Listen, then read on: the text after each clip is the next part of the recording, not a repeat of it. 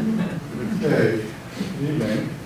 So we're here for a performance of M Pharma, which is a play on butterfly, obviously. But it actually goes to the story that I'm going to tell today, which is where pharma is today and where pharma should be tomorrow, and whether it will recognize the vision of which should be. So butterfly was this person that impersonated this male that impersonated himself as a female, and was able to pass this off for 20 years, which is kind of unbelievable. But it was a Tony Award-winning play, and it was one of the performances. So it's a story of pharma, and it has three characters. So science, it's also patients, and it's also about financing. And so we want to look at digital health in these three lenses because ultimately that's the business model for pharma. And the storyline goes, it's really about transformation versus tradition. So as you know, pharma has a very long tradition. It's established in the days where pharma companies were, well, not pharma companies, but people were selling snake oil, right? And so things didn't work. It was a floor polish. It was a hair growth remover, whatever. So there's obviously a lot of regulations in it now. So the traditional things that pharma does, which is like marketing, drug discovery, and development, are things that it is very well versed in, and the industry itself is sort of, that's what they depend on, and year over year it does really well. The transformation piece is what is pharma going to do in the future, and how can digital health help it become transformed? And those things include identification of biomarkers. So biomarkers are those things that are related to the disease state and potentially related to the therapeutic that can help the physician identify who will respond to that drug, right? So it's a double-edged sword. It's a good thing because it will say, hey, this drug actually will work for this patient that has this biomarker. So for Genentech's case, HER2 and Herceptin is actually a very good model where if you have the HER2 breast cancer gene, then Herceptin will work for you. And if you don't use it. Unlike other drugs where we just give it to everybody and 50% of it works on people with no idea which 50%, and the patients pay for it anyway. Right?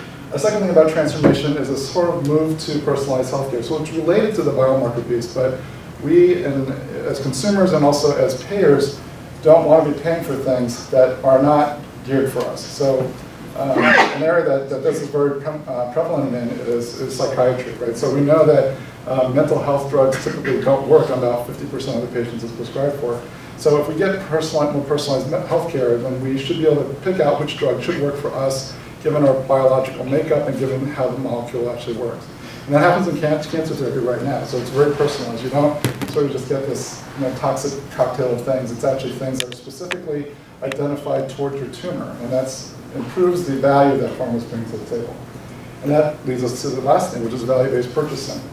And so pharma is sort of entertaining the idea of participating in the sort of the healthcare ecosystem discussion on how value-based care purchasing might work for pharma. And so this is the tension that's happening in pharma today, where there's a lot of people saying, hey, we just should make drugs and not worry about the outside world, they'll figure out a way to pay for it. And there's other people that are saying, hey, look, we need to sort of become part of the system as opposed to being outside the system. And so that's the story that we're telling today. So pharma actually is very, very bad in the digital space. This is a study by McKinsey back in 2016. And as you can see, pharma is dead last in the private space. Okay, so global average is about 33 is the digital quotient that they came up with. And it's near the public sector, which, like the post office, right? So it's not really advanced. And part of that is because this traditional pull, right? So they don't think that digital is going to really help them, and so they kind of need sort of pathway.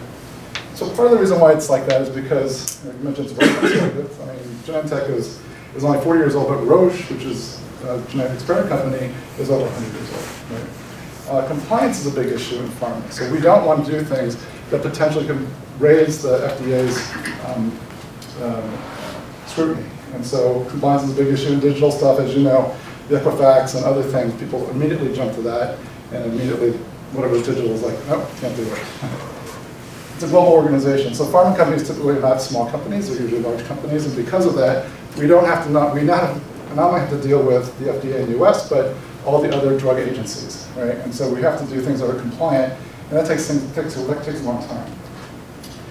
Two other things, long-term investments. So as you know, drug development is not something that you do on Monday and the results come out on Friday, right? It's usually it's $1 billion per drug, and it takes multiple years. The last drug we released, Ocrevus, was about a 10 to 11 year project. So people were working on basically, a third of their careers. And inertia, right? I mean, this is a conservative area. If I've been here for a long time, I've worked on these drugs, I'm not going to necessarily want to try something new because the system works for me today.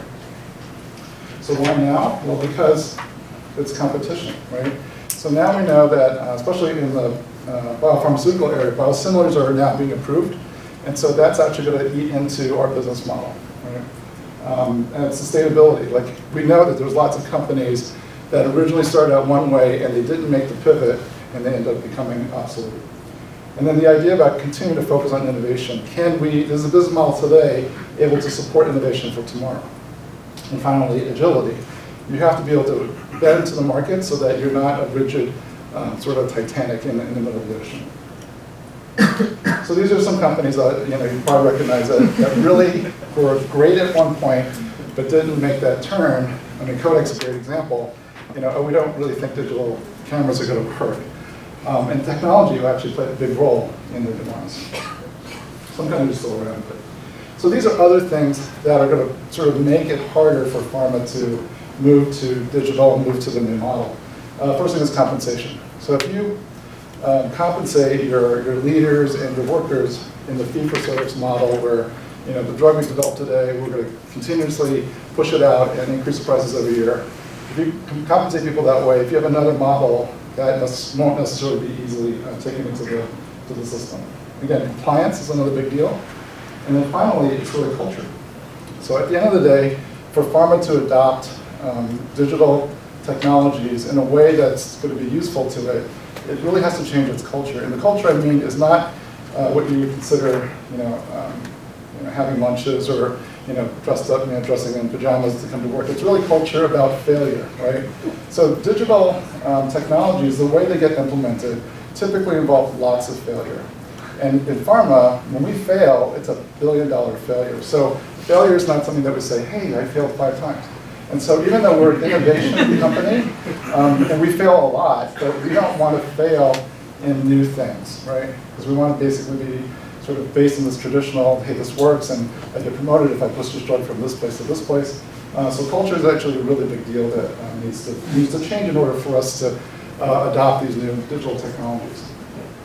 So there's 3 areas where I think digital health can improve pharma performance and also get pharma to move to the new transformed model. And the first one is really understanding the patient, okay?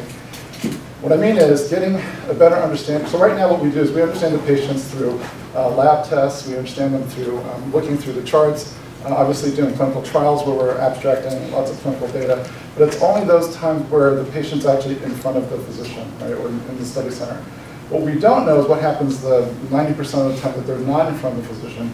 And actually some of that data might be important to understand for the disease state and also how that drug interacts with the patient in their environment. So a good example is multiple sclerosis, right? So the symptoms of multiple sclerosis actually waxes and wanes, and it doesn't necessarily correlate with what's actually happening in the clinic. And to be able to understand that right now, what we do is we ask the patient to do a journal, right? So it's on paper. And that journal takes a long time to decode and actually get incorporated into the physician thinking process as to whether or not the treatment's working and whether or not we should increase treatment or change treatments. So if we can have a digital technology, which is something that would be useful, to collect this data sort of automatically and be able to summarize it at the time you come back for the visit, either in a clinical trial or in a practice setting, then you would be able to get this data that is actually very valuable to be able to determine whether or not a particular therapy is actually working for the patient. Other pieces of the patient, like the genome, now sequencing the genome is about $1,000 or less. And then also the proteome, what is actually expressed. Now it's not just the genes, but it's also what's actually expressed. That information is really critical. And that to me is digital too, because before we would see you as a person, but we could, and we could get your lab test, but we couldn't really see what you're made of from a DNA on a protein standpoint. Biomarkers, understanding patients' biomarkers is important, so we will characterize you by having a certain number of biomarkers, and that can help us determine whether you're appropriate for this therapy or not. And the last 2 is home monitoring and telehealth, and pharma isn't really into that right now, but if you're doing a clinical trial and you do want to collect things like, maybe sleeplessness or activities and things like that, that could affect the way that patients are responding to your medication, then that's actually important, because something that is documented by hand or manually is a lot harder to sort of authenticate, because if you don't do it and you can't collect it in a very sort of regimented way, then the compliance people will say that that's not valid, right? So having it automatically done as part of a clinical trial can actually improve the ability to detect any changes in any kind of slight variations. So that's understanding the patient. So the S part, so I was mentioning the three characters, right? So the other part is expediting the science. So this is going towards product development and early discovery. So these are the digital health areas that I think are going to improve the ability for pharma to have a better throughput in its research efforts. So machine learning is one area where we know that a lot of research has been going on in not only looking at therapies that and matching their targets, but also looking at side effect profiles, right? So if we can predict which medication, which targets would cause certain side effects, and we're slowly getting there, we should be able to develop drugs that are actually better off the start, rather than doing a bunch of clinical trials that have some fail because of side effects. And again, genome and proteome will also help us so that we can identify populations. Wearables, home monitoring, diagnostics, those are also other things that can help with sort of clearly identifying which population you want to do the trial in. Expediting science is really about managing the data that comes in from your experiments in the field, right? And wearables are something that we were looking into. So it can collect vital signs, it can collect blood pressure, obviously. Certain lab tests can be done through a wearable, and then home monitoring. So things like, sleep is a big deal. Activities are a big deal, and also any other types of reporting of adverse outcomes can actually be done, potentially verbal, right? If you have an Alexa at home, you just yell at Alexa, and then Alexa will do something. So the idea is to make the clinical trial more robust, at the same time collect data that's actually usable and be identifiable for compliance purposes. And then finally, diagnostics that are related to those biomarkers I was mentioning before. And then finally, enabling the financing. So at the end of the day, the science can be great, the patients can really be affected and improved by the therapies, but if the financing doesn't work, then it's not going to be a molecule, right? So these things actually also affect financing. So machine learning is something like, why do you need machine learning? Well, machine learning actually is helpful for marketing purposes, right? To be able to target those assets that you want to do to either identify patients for medications, or identify areas where there might not be enough support to actually get the molecule out there. And that goes along with big data, right? So combining clinical and non-clinical data to identify needs that are out there that potentially finance can create a business model to take advantage of.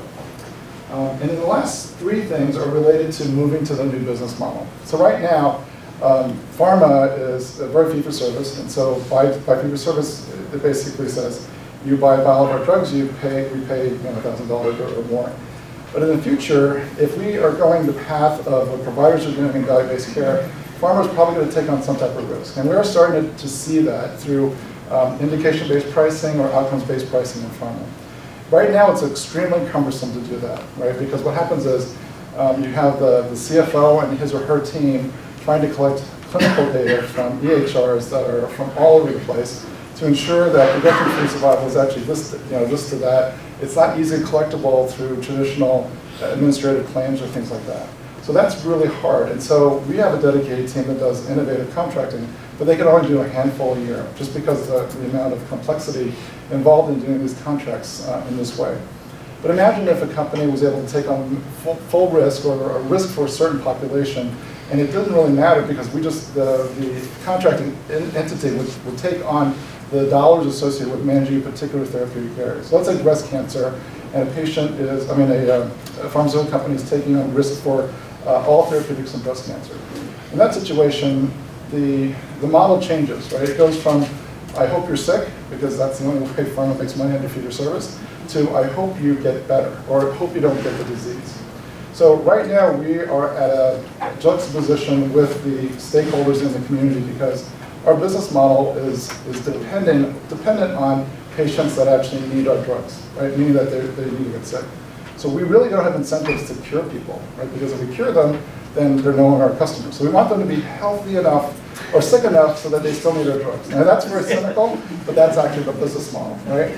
So now you know why people somehow feel like dirty when they talk to pharma people, because they go, you guys are benefiting somehow from my being sick, and it's completely true, right? And the whole healthcare system was like that before. Now that we're moving into accountable care, the providers at least have started saying, I make money if you are healthy, right? So pharma needs to get to a model where it makes money when the population it serves is healthy.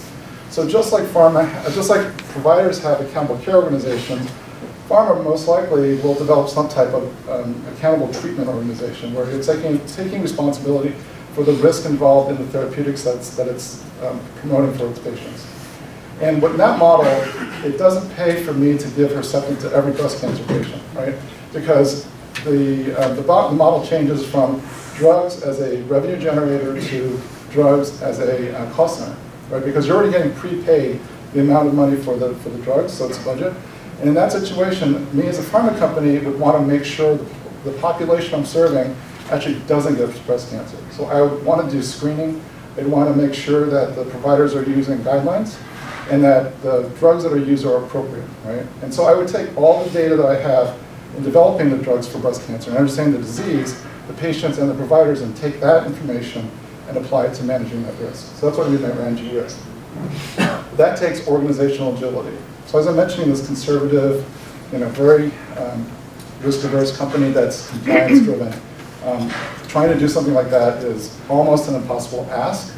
But I'd like to sort of point out that the current business model for fee-for-service is not going to last very long, given that we're moving down the personalized healthcare space, right? So the drug population is going to be smaller and smaller because that's what we're demanding. And the drug development costs are not going to go down exponentially, right?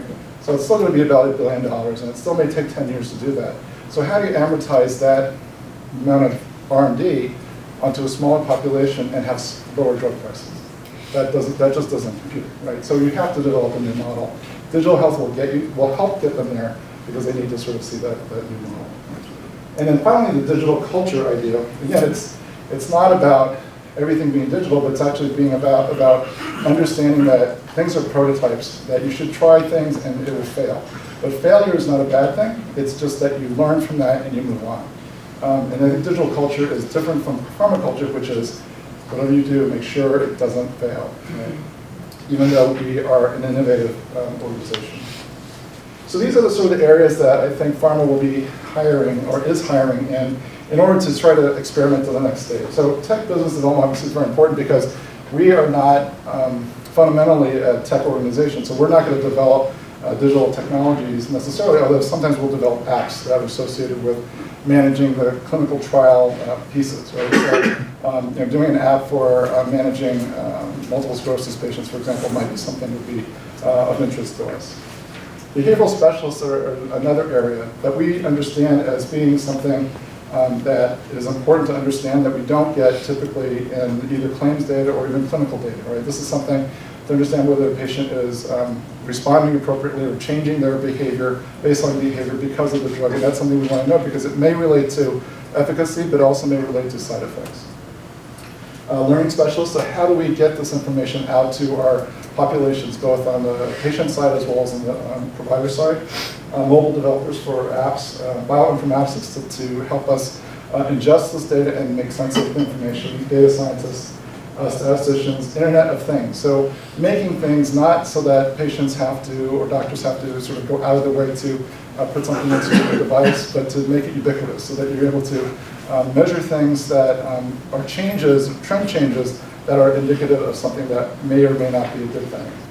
And then understanding managed care or how the pharma industry interacts with the payer environment.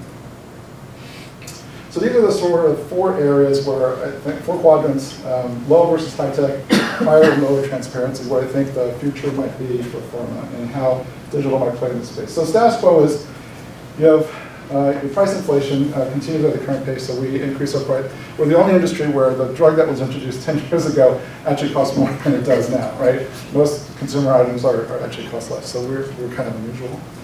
The other thing is, so price inflation will continue. New innovative products will enter the same time and same rate at premium prices. There's really fewer R&D efficiencies from technology because that's not what you traditionally do because of the compliance and conservative nature of healthcare, of pharma. So we have three different areas that we potentially move from the status quo. So the first area is sort of the worst possible situation where you're still low tech and you have higher transparency. So basically, if we continue on what we're doing, we're not going to adopt any new technologies, this is what might happen. So public pressure and government action which will force lower prices. At the same time, you have increased transparency in R&D costs, and your margins will contract. So that's what groups like ICER are doing in terms of managing the pricing to sort of give a benchmark to health plans and payers to determine whether or not this new drug is actually worth the amount of money that we're charging for it. So not a good situation to be in. The other situation, which is called Rainbow's End, is actually where you use high tech and there's still low price transparency. So innovation is still rewarded with premium pricing. The drugs still increase at a high double-digit rate. And innovation in biology and technology leads to R&D efficiencies and better drugs because we're using technology. So that's actually the great situation, but most likely that's not going to happen. So the balancing act areas, and probably what hopefully will be the most successful will be basically there'll still be downward pressure on increase in pricing, but there'll be innovation with using digital technology that actually will balance that out. And so the idea is that using digital technology will help you move into that new quadrant and establish yourself in a new business model. So this was from, I think, a Morgan Stanley blue paper. So the question is, where are we going to end up doing? So what is this story going to end up? Is pharma going to transform itself and become a real butterfly? Or is it going to go back into its tradition and say that this is not for me and hope for the best? Thank you.